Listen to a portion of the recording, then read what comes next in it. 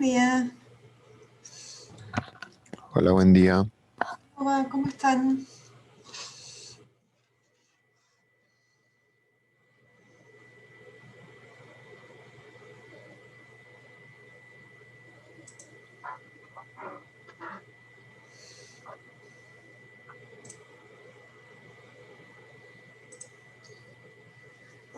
Bueno.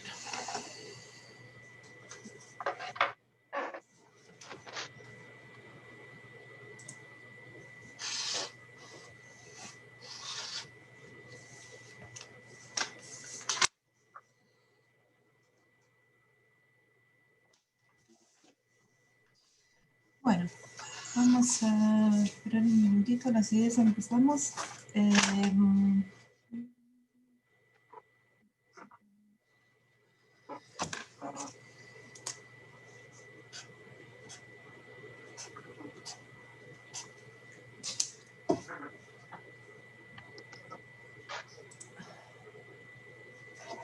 Bueno, ¿cómo están? ¿Cómo vienen con la materia? ¿Cómo vienen con las lecturas?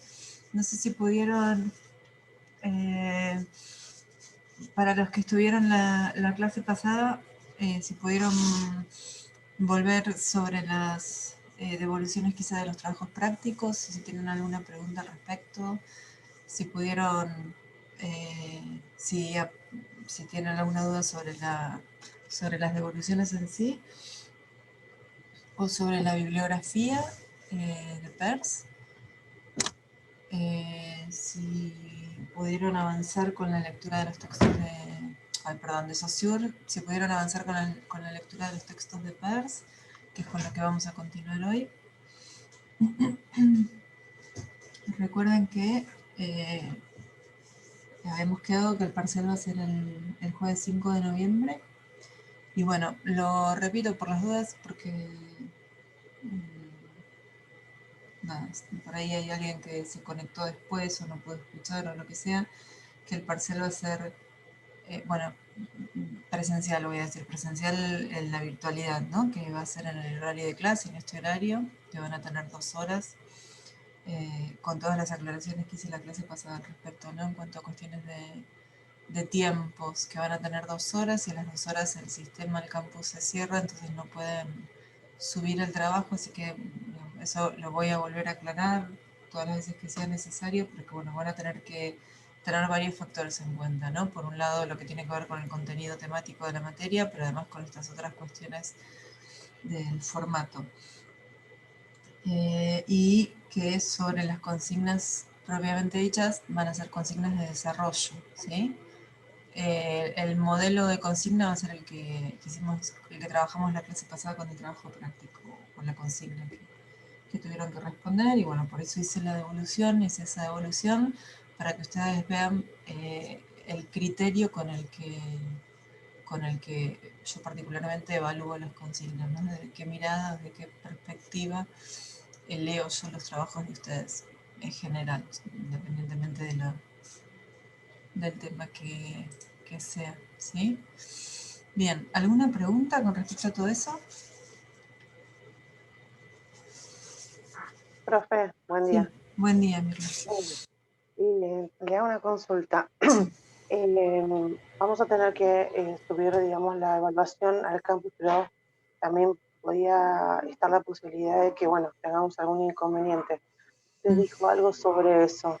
Sí, Como otra opción, no sé si un mail o algo para poder sí, mandarlo sí, sí. algo. Ujú. El mail lo va a dar Va a día estar, pues, antes. va a ser parte de la consigna, de las pautas, digamos. Esto, sí, sí, sí, va a estar súper especificado en las pautas y eh, todo, el tema del horario, el tema del tiempo del que disponen y el mail al que lo tienen que mandar. Sí,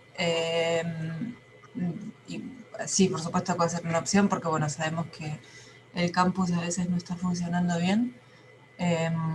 Entonces, si llegado el caso, en el momento de tener que subir el trabajo, el campus no está funcionando, bueno, para que tengan un plan B.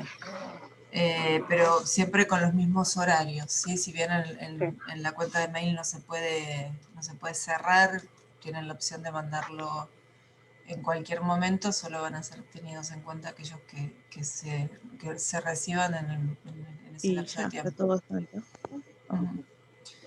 Bien. Silencio y después el que quiere hablar se conecta al micrófono. Sí, creo que corté a alguien.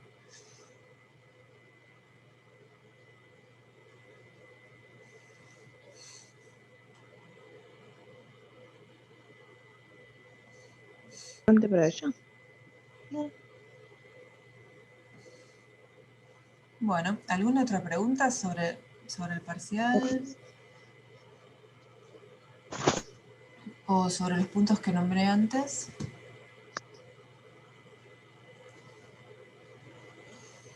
Bueno, entonces vamos a ir arrancando. Bueno, ok, la clase pasada empezamos a ver algunos puntos de manera general, un poco la presentación de Peirce, que es el segundo autor que estamos trabajando, que es otro semiólogo semiótico, en realidad se lo reconoce como el padre de así como a Saussure lo describíamos como el padre de la semiología, a Peirce lo vamos a llamar el padre de la semiótica, ¿no? Y la diferencia, creo que esto ya lo habíamos comentado en la clase pasada, tenía que ver con las escuelas que cada uno crea, ¿no? A partir de la propuesta teórica que cada uno hace. Y estas diferencias tienen que ver con el lugar, con la disciplina de la que cada uno llega a trabajar con el signo. Si bien son coetáneos, más o menos de la misma época, Peirce creo fallece en 1914, y Saussure, si no me equivoco, en 1916, están un poco ahí.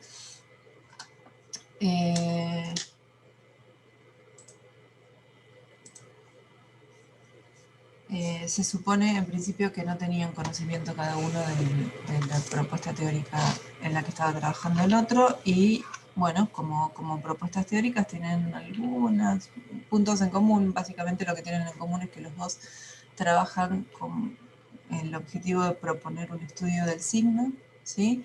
Pero de ahí en adelante son bastante distintas las propuestas de cada uno.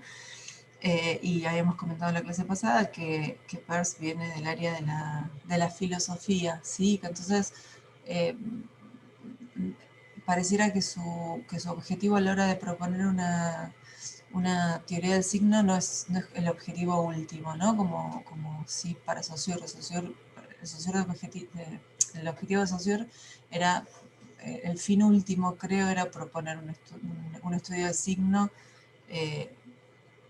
como objetivo, como fin último, ¿no? Como para poder estudiar el signo dentro de un sistema cerrado y que funcione, y poder proponer una descripción de ese sistema, de los signos, de las unidades y de las leyes que los rigen, que fuera aplicable a cualquier otro sistema de signos. Ese es su objetivo. En el caso de Peirce, en cambio, el objetivo último, o sea, él se propone hacer una teoría del signo que tenga como objetivo explicar la manera en la que el ser humano conoce el mundo que lo rodea. ¿Sí? La propuesta de Peirce es más como un medio para un fin que este fin, ¿no? De poder explicar la manera en la que los sujetos entendemos o conocemos el mundo que nos rodea. Y esto en principio tendría que ver con la disciplina justamente de la que él viene, que es de la filosofía, ¿no? No de la lingüística como en el caso de Saussure. Y entonces, como habíamos comentado en la clase pasada, para entender la definición de signo, para entender el concepto, ¿no? Cómo ve, cómo entiende el signo y el funcionamiento de las partes que lo componen, hay que pensar, tener por lo menos el dato. Yo después esto ya se los aviso en las preguntas del parcial o en las preguntas del final. No voy a preguntar sobre esta categorización de la experiencia, no es algo que me parece que no nos aporta demasiado profundizar en este tema.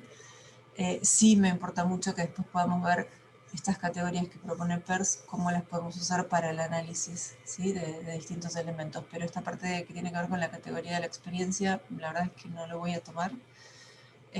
Así que no sé qué me en la cabeza tratando de, por ahí, de estudiarlo en profundidad, sí entender esta categorización, porque esta categorización tiene como su reflejo después en la definición que él hace del signo. Decíamos la clase pasada que él propone una categorización de la experiencia que tiene que ver con 3 momentos o 3 instancias, por ahí más que momentos. Y estas categorizaciones, estas categorías son las categorías de la primeridad, segundidad, con G, segundidad y terceridad, y cada una de estas instancias de la experiencia tiene que ver con distintos elementos. La primeridad él la relaciona con la cualidad pura. Si piensan que estamos hablando siempre de cómo nos relacionamos, cómo entendemos, cómo percibimos el mundo que nos rodea, ¿sí? los objetos del mundo que nos rodean. Entonces, esto tiene que ver con la experiencia del sujeto en esa situación y muchas veces con la percepción, ¿no?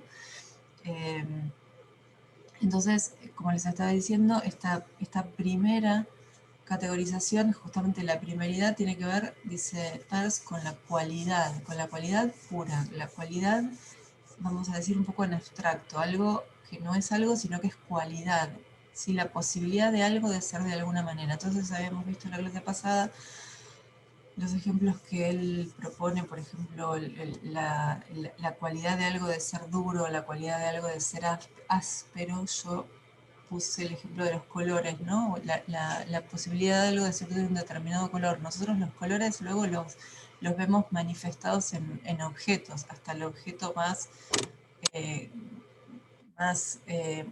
vamos a decir, sutil, porque trata como de desaparecerse como objeto y tratar de presentarse como color puro, como podría ser un muestrario de colores, ¿no? Cuando nosotros hacemos un muestrario de colores para elegir, no sé, el color de la pintura con el que queremos pintar la pared, vemos los colores, ¿no? Ahí están los colores. Bueno, en realidad no son colores, son fichitas que forman parte de un muestrario de colores, ¿no? En realidad el color que no esté manifestado en un objeto concreto, aunque el objeto concreto sea un pedacito de papel, no sé si es posible. Entonces, a eso se refiere Peirce, ¿sí? A la cualidad pura, que además él considera que es lo primero que nos llega, como lo primero que percibimos, lo que nos llega de los objetos y de la realidad que nos rodea, lo primero que percibimos. Y por eso lo va a asociar a la parte del signo que él define como representamen, ¿sí? Después los nombres de las partes del signo los vamos a retomar cuando hagamos la definición del signo. Entonces, esta primeridad, ¿sí? Como una primera cualidad, como una cualidad como aquello que es lo primero que percibimos, ¿sí? Como una primera parte o una primera instancia dentro de las categorías de la experiencia. Luego tenemos la segundidad, con G, segundidad, ¿sí? Que él propone, y que ya tiene que ver con la existencia de un determinado objeto, ¿sí? Con la existencia del objeto en el mundo y la forma en la que entonces esa cualidad que existe se realiza, aparece realizada en un objeto. Entonces, bueno, ¿qué es la dureza? ¿Sí? ¿Qué es la dureza de algo? ¿Cómo se manifiesta la dureza de algo? Sí, bueno, eso se manifiesta en la medida en que tengamos la experiencia de ver, tocar, o sea, más que ver, tocar, ¿sí?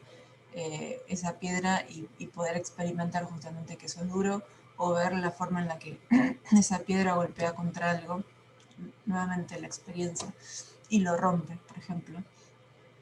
Entonces tenemos esa segunda instancia de experiencia, ¿sí? La de la existencia, la relación entre la cualidad y el objeto, o la manera en la que la cualidad como decía antes, se manifiesta en el objeto. ¿Por qué es importante esto? De nuevo, porque esta segundidad, esta segunda instancia, en las categorías de la experiencia que él presenta, va a tener su reflejo en las partes del signo que él propone, que es justamente la parte del signo a la que él llama objeto, ¿sí? Y finalmente tenemos la última de estas categorías de la experiencia que él menciona, que es la terceridad, ¿sí? En esta última instancia lo que vamos a tener es el momento en la que una comunidad interpretante asocia, relaciona lo primero con lo segundo, ¿sí? Es el momento en el que vamos a unir el primero con el segundo, es decir, vamos a darle algún tipo de interpretación a esa relación que existe entre la cualidad y el objeto. ¿Sí? Esa interpretación puede ser algo sencillo, algo, vamos a, bueno, no sé si sencillo pero es la palabra más adecuada, pero por ahí más básico o literal, ¿sí? O puede ser que sea una relación más desarrollada y que tenga que ver con cuestiones culturales o sociales, y ahí vamos a meternos más en el plano de los símbolos. Decía entonces la terceridad, ¿sí? Que también tiene su reflejo en las partes que Peirce toma o define o describe el signo, y de las tres partes, porque bueno, ya creo que lo comentamos en la clase pasada, y si no, yo lo adelanto, para Peirce el signo está formado por tres partes. Entonces la terceridad se refleja en esta tercera parte, ¿sí? Del signo, que es el interpretante. Y acá nuevamente abro así como una especie de anuncio, comunicado, dato que es importante que tengan en cuenta, porque después muchas veces nos confundimos en las respuestas de las evaluaciones. El interpretante para Peirce no es un sujeto, ¿sí? No es una persona que interpreta al interpretante, ¿sí? No es, si bien uno puede, por la palabra interpretante, uno podría pensar que es un sujeto que interpreta, no, bueno, para Peirce, el interpretante no es un sujeto, sino que es un signo que se genera en nuestra cabeza, en la cabeza de una comunidad, ¿sí? Un nuevo signo que se genera en la cabeza de una comunidad a partir de la existencia de otro determinado signo, es decir, un signo que me permite interpretar otro signo y que nos va a llevar a algo que vamos a ver un poquito más adelante, a lo que él llama semiosis infinita, ¿sí? Entonces, el interpretante, si quieren por ahora llamémoslo como, pensémoslo como aquello que permite establecer la relación entre un primero y un segundo, ¿sí? Y sobre todo tener en cuenta que no es un sujeto el interpretante, sino que es, vamos a decir, el resultado de la asociación que hacemos entre un primero y un segundo, primeridad y segundidad, o entre una cualidad, representamen y su objeto. Bueno, estoy pensando, ¿no? Que yo arranqué directamente desde acá, ya desde estas categorías de la experiencia, pero bueno, en la clase pasada también hicimos en la introducción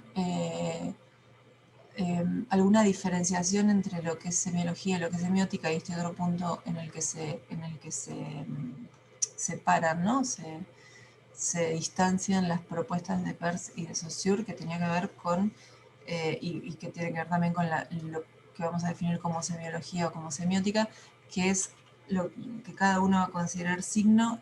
En principio, antes de profundizar en la definición, en principio, por ahí la gran diferencia es que Saussure plantea o estudia aquellos signos que comunican, ¿sí? En el sentido de que para Saussure algo es signo solo en la medida en que haya un emisor que está a partir de esos signos intentando producir un mensaje, ¿sí? Para un receptor. Después ya sabemos que en realidad mucho no le interesan esas categorías de emisor y receptor, que los toma un poco, estoy hablando de Saussure, porque sabe que en general la gente no está hablando sola, y entonces, bueno, dice, bueno, tiene que haber una persona que es un emisor, esto de un hablante, un oyente, y todo lo que pasa en el medio. En realidad lo pone casi como cosas, ¿no? como excusas para decir, bueno, para que haya lengua tiene que haber personas.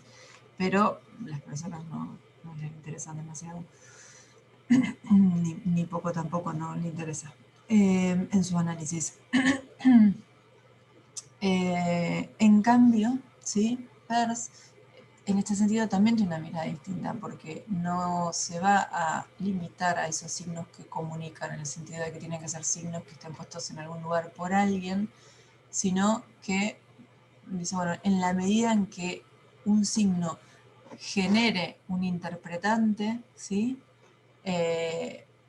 Va a ser signo, ¿sí? No importa si alguien lo puso ahí o no. Ahora voy a tu pregunta, Mirla.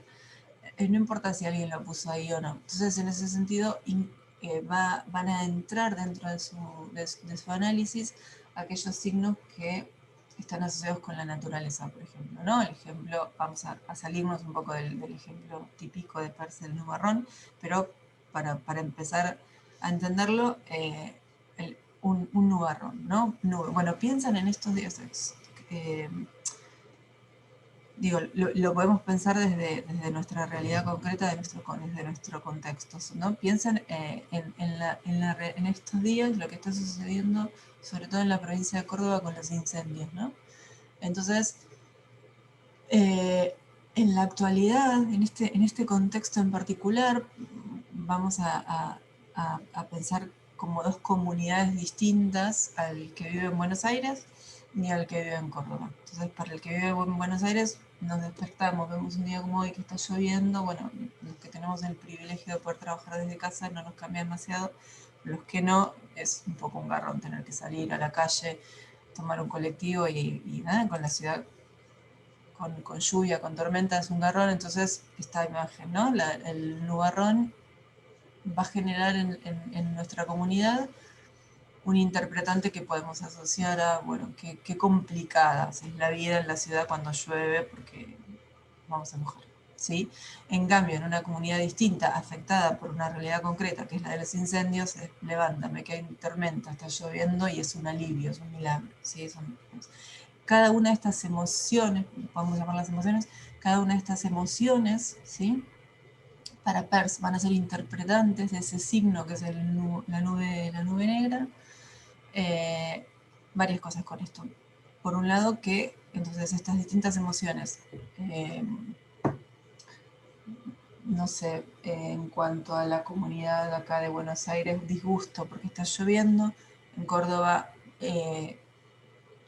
hemos dicho, bueno, se lo puede ver como un milagro o como una bendición o lo que sea, o como un alivio, ¿sí? Ahí tenemos interpretantes distintos, asociados entonces a un signo, que es un signo de la naturaleza, no está puesto ahí por nadie, no hay alguien que esté intentando, no es que alguien está intentando comunicar, ni alguien, ni ninguna cosa súper poderosa está mandando el alivio, está, sí, tiene que ver con la naturaleza. Y fíjense que esto es algo muy importante y que también va a diferenciarse y alejarse bastante de lo que plantea Saussure, como puede tener interpretantes tan distintos, ¿no? El mismo signo, acá y allá. Vamos a ver que eso es una de las características de lo que propone Peirce, ¿no? Como los interpretantes también son sociales y culturales y pueden ir cambiando. Entonces, Mirla, ahora sigue tu pregunta. Una imagen mental, lo del interpretante, entiendo que me estás preguntando. Bueno, yo no sé si llamarlo imagen, porque acá justamente, como igual que como vimos en la propuesta teórica de Saussure, vamos a tener que ser cuidadosos con la terminología, porque luego va a hablar de imagen como algo muy, muy específico, como un tipo de signo. Entonces, yo sacaría, por ahí, tendría cuidado con hablar de imagen mental. Es una interpretación, ¿sí? Si queremos por ahí, es una interpretación y evidentemente está en la mente. O sea, si queremos pensar en dónde está eso, sí, evidentemente está en la mente, digamos, tiene que ver con una posibilidad intelectual, ¿no? O sea, estamos asociando dos elementos, está en la mente. No usaría por ahí la imagen, el término imagen, porque ya les digo, el después, y justamente es una de las categorías con las que vamos a trabajar.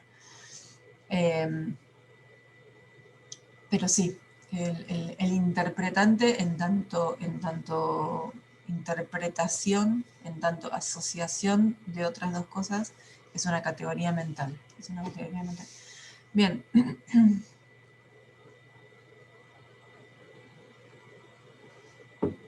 Ok, bueno, entonces, habíamos visto el tema de la...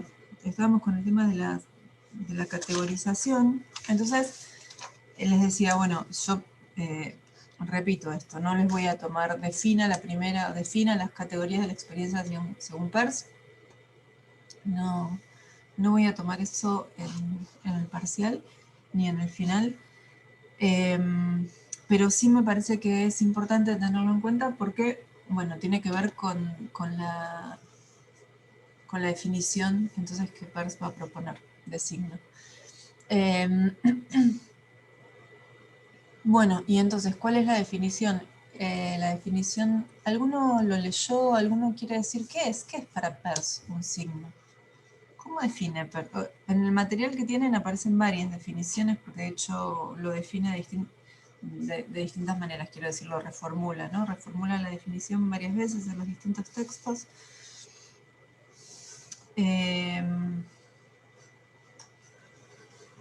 ¿Cómo define Peirce al signo? ¿Alguno lo quiere comentar?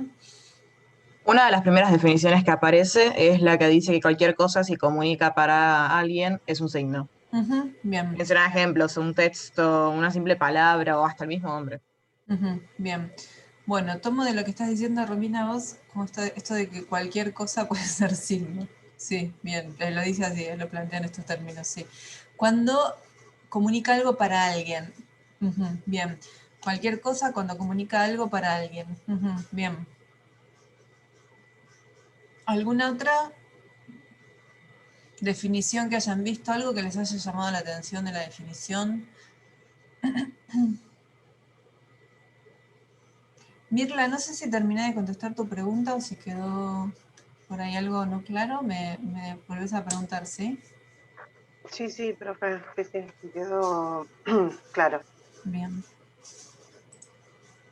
Bueno, lo que decía Romina tiene los 3 puntos indispensables para pensar en la definición de signo de Peirce.